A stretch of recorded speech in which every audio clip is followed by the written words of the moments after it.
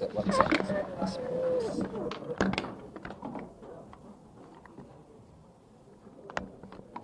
I'll do it. Don't worry. AICC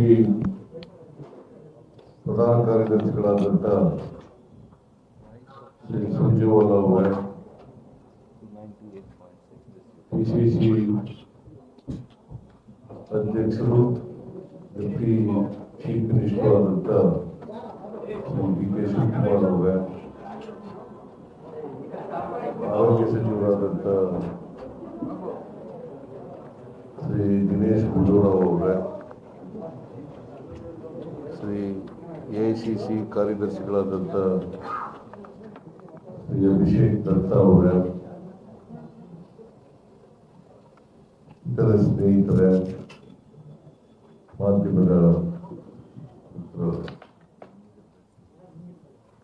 ಈಗಾಗಲೇ ಸುರ್ಜೇವಾಲಾ ಅವರು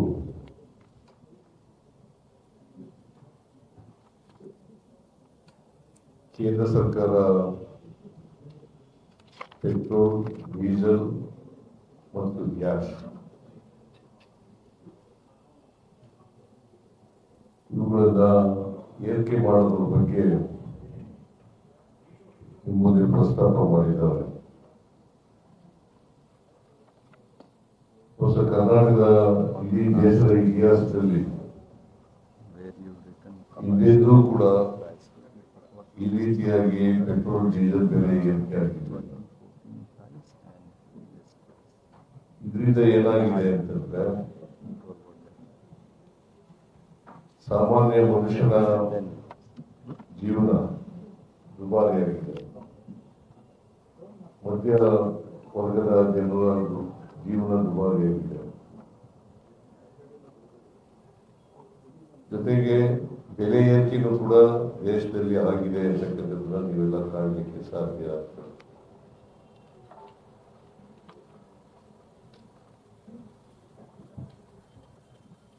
ನರೇಂದ್ರ ಮೋದಿಯವರು ಅಧಿಕಾರಕ್ಕೆ ಬಂದ್ರೆ, ಬಿಜೆಪಿ ಅಧಿಕಾರಕ್ಕೆ ಬಂದ್ರೆ ಅಚ್ಚೇ ದಿನ ಬರ್ತದೆ ಅಂತೇಳಿ ಈ ದೇಶದ ಜನರಿಗೆ ಟೋಪಿ ಹಾಕತಕ್ಕಂಥ ಕೆಲಸವನ್ನು ಮಾಡ್ತಾರೆ. ಗುಜರಾತ್ ಮಾದರಿ ಸರ್ಕಾರವನ್ನ ತರ್ತೀವಿ, ಕೇಂದ್ರದಲ್ಲಿ ಒಳ್ಳೆ ದಿನ ಬರ್ತದೆ ಅಂತೇಳಿ ಅನೇಕ ಭರವಸೆಗಳನ್ನ ಕೊಟ್ಟರು. ಬೆಲೆ ಏರಿಕೆ ಬಗ್ಗೆ ಮನಮೋಹನ್ ಸಿಂಗ್ ಅವರ ಕಾಲದಲ್ಲಿ ಪೆಟ್ರೋಲ್, ಡೀಸೆಲ್, ಗ್ಯಾಸ್ ಬೆಲೆ ಏರಿಕೆ ಆದಾಗ ನೀವೆಲ್ಲ ನೋಡಿದ್ದೀರಿ. ನರೇಂದ್ರ ಮೋದಿ ಅವರು ಗುಜರಾತ್ನ ಮುಖ್ಯಮಂತ್ರಿಯಾಗಿ ಮಾತಾಡಿದ್ರು, ತಾವೆಲ್ಲ ತಿಳ್ಕೊಂಡಿದ್ದೀರಿ ಅಂತಕ್ಕಂಥದ್ದು ನನ್ನ ಭಾವನೆ. ಈಗ ಕಳೆದ 11 ದಿನಗಳಿಂದ 4 ಬಾರಿ ಪೆಟ್ರೋಲ್, ಡೀಸೆಲ್, ಗ್ಯಾಸ್ ಬೆಲೆಯನ್ನು ಏರಿಸಿದ್ದಾರೆ. ಈಗಾಗಲೇ ಪ್ರಸ್ತಾಪ ಮಾಡಿದ್ರು. ಈ 4 ಬಾರಿ ಏರಿಸಿದ ಮೇಲೆ ಬೆಂಗಳೂರಿನಲ್ಲಿ ಪೆಟ್ರೋಲ್ ಬೆಲೆ ಎಷ್ಟಾಗಿದೆ ಅಂತಕ್ಕಂಥದ್ದನ್ನು ಪ್ರಸ್ತಾಪ ಮಾಡಿದ್ದಾರೆ. ಸುಮಾರು 110 ರೂಪಾಯಿ, ಒಂದು ಲೀಟ್ರಿಗೆ 110 ರೂಪಾಯಿ 93 ಪೈಸೆ. 110 ರೂಪಾಯಿ 93 ಪೈಸೆ. ಹಿಂದೆಂದೂ ಕೂಡ ಇಷ್ಟೊಂದು ಪೆಟ್ರೋಲ್ ಬೆಲೆ, ಡೀಸೆಲ್ ಬೆಲೆ ಆಗಿರಲಿಲ್ಲ. ಆಮೇಲೆ ಡೀಸೆಲ್ ಬೆಲೆ ಈಗ ಬೆಂಗಳೂರಿನಲ್ಲಿ 98 ರೂಪಾಯಿ 89 ಪೈಸೆ, 98 ರೂಪಾಯಿ 89 ಪೈಸೆ ಆಗಿದೆ. ಬಹುಶಃ 100 ರೂಪಾಯಿ ದಾಟುತ್ತೆ. ಈಗ 4 ಸಾರಿ ಪೆಟ್ರೋಲ್, ಡೀಸೆಲ್ ಬೆಲೆ ಏರಿಸಿದ್ದಾರೆ. ಒಂದು ಈ ಬೆಲೆ ಏರಿಸೋದ್ರಿಗೆ ಮಾಡಿ ಸುಮಾರು 7 ರೂಪಾಯಿ 52 ಪೈಸೆ, 7 ರೂಪಾಯಿ 52 ಪೈಸೆ ಒಂದು ಲೀಟರ್ ಮೇಲೆ ಡೀಸೆಲ್ ಬೆಲೆ ಜಾಸ್ತಿ ಆಗಿದೆ, ಒಂದು ಲೀಟರ್ ಪೆಟ್ರೋಲ್ ಬೆಲೆ ಜಾಸ್ತಿ ಆಗಿದೆ. ನರೇಂದ್ರ ಮೋದಿ ಅವರು ಅಧಿಕಾರಕ್ಕೆ ಬಂದ ಮೇಲೆ ಹೇಗೆ ದೇಶವನ್ನು ಲೂಟ್ ಮಾಡಿದ್ದಾರೆ ಅಂತಕ್ಕಂಥದ್ದನ್ನ ನಾವೆಲ್ಲರೂ ಕೂಡ ತಿಳ್ಕೋಬೇಕು ಅಂತಕ್ಕಂಥದ್ದು ನನ್ನ ಭಾವನೆ. ಮತ್ತೆ ಜನರಿಗೆ ತಿಳಿಸ್ತಕ್ಕಂಥ ಕೆಲಸವನ್ನು ಕೂಡ ಮಾಡಬೇಕು.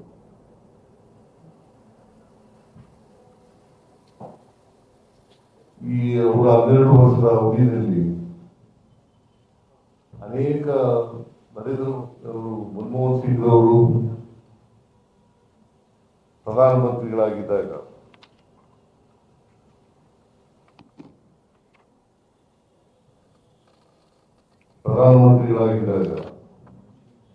ಮೇ ತಿಂಗಳು 2014ರಲ್ಲಿ 71 ರೂಪಾಯಿ 41 ಪೈಸೆ ಒಂದು ಲೀಟರ್ ಪೆಟ್ರೋಲ್ ಬೆಲೆ ಇತ್ತು. 71 ರೂಪಾಯಿ 41 ಪೈಸೆ ಪೆಟ್ರೋಲ್ ಬೆಲೆ ಇತ್ತು. ಡೀಸೆಲ್ ಬೆಲೆ 56 ರೂಪಾಯಿ 71 ಪೈಸೆ ಇತ್ತು. ಇವತ್ತು ಎಷ್ಟಾಗಿದೆ ನೋಡಿ, 110 ರೂಪಾಯಿ 83 ಪೈಸೆ ಪೆಟ್ರೋಲು, ಆಮೇಲೆ 98 ರೂಪಾಯಿ 89 ಪೈಸೆ ಡೀಸೆಲು. ಅವತ್ತು ಗ್ಯಾಸ್ ಬೆಲೆ ಎಷ್ಟಿತ್ತಪ್ಪ ಅಂತಂದ್ರೆ 412 ರೂಪಾಯಿ ಒಂದು ಸಿಲಿಂಡರ್ ಗ್ಯಾಸ್ ಬೆಲೆ. ಅಡಿಗೆ ಮನೆ ಗ್ಯಾಸು 412 ರೂಪಾಯಿ ಇತ್ತು. ಇವತ್ತು ಎಷ್ಟಾಗಿದೆ?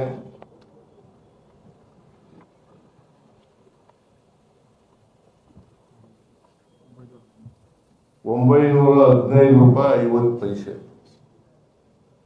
915 ರೂಪಾಯಿ 15 ಪೈಸೆ ಅಂದ್ರೆ ಸುಮಾರು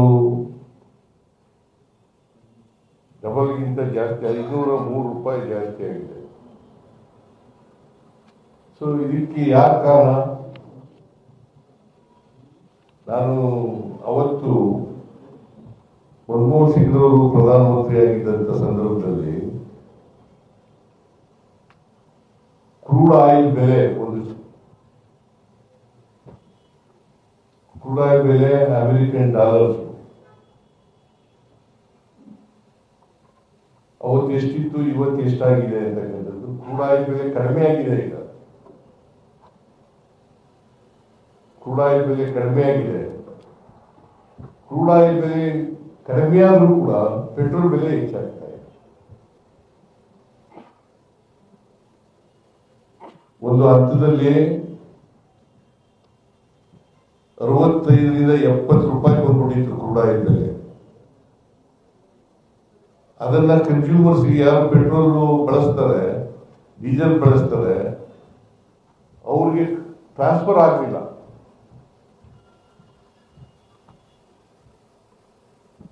ಕ್ರೂಡ್ ಆಯಿಲ್ ಬೆಲೆ ಕಡಿಮೆ ಆದ್ರೂ ಕೂಡ $65 $70 ಆಗಿತ್ತು. ಆದ್ರೂ ಕೂಡ ಟ್ರಾನ್ಸ್ಫರ್ ಮಾಡಲಿಲ್ಲ. ಈಗಲೂ ಕಡಿಮೆ ಇದೆ, 100 ಒಳಗಡೆ ಇದೆ. ಆದ್ರೂ ಏರಿಸಿದ್ದಾರೆ ಪೆಟ್ರೋಲ್. 4 ಸಾರಿ ಏರಿಸಿದ್ದಾರೆ. 7 ರೂಪಾಯಿ 52 ಪೈಸೆ. ಸೊ ಇದರಿಂದ ಏನಾಗುತ್ತೆ ಅಂತಂದ್ರೆ ಬೆಲೆ ಏರಿಕೆ ಆಗುತ್ತೆ. ಒಂದು ಹೋಟೆಲ್ ತಿಂಡಿಗಳು ಜಾಸ್ತಿ ಆಗ್ತದೆ, ಪೆಟ್ರೋಲ್ ಡೀಸೆಲ್ ಬೆಲೆ ಜಾಸ್ತಿ ಆದ್ರೆ ರೈತರು ಕಷ್ಟ ಸಿಕ್ಕಾಕತ್ತಾರೆ, ಸಾಮಾನ್ಯ ಜನ ಕಷ್ಟ ಸಿಕ್ಕಾಕತ್ತಾರೆ. ಸೊ ಅದರಿಂದ ನರೇಂದ್ರ ಮೋದಿಯವರು ಇವತ್ತು ದೇಶವನ್ನ ಲೂಟಿ ಹೊಡಿತಾ ಇದ್ದಾರೆ, ಸಾಮಾನ್ಯ ಜನರನ್ನ ಲೂಟಿ ಹೊಡಿತಾ ಇದ್ದಾರೆ, ದರೋಡೆ ಮಾಡ್ತಾ ಇದ್ದಾರೆ ಅಂತಕ್ಕಂಥದ್ದನ್ನು ಹೇಳಲಿಕ್ಕೋಸ್ಕರವಾಗಿ ಈ ಪ್ರೆಸ್ ಕಾನ್ಫರೆನ್ಸ್ ಕರೆದಿರ್ತಕ್ಕಂಥದ್ದು. ಬಹುಶಃ ನಿಮಗೂ ಕೂಡ ಸ್ಕೂಟರ್ನಲ್ಲಿ ಓಡಾಡ್ತೀರಿ ನೀವು ಜಾಸ್ತಿಯಾಗಿ,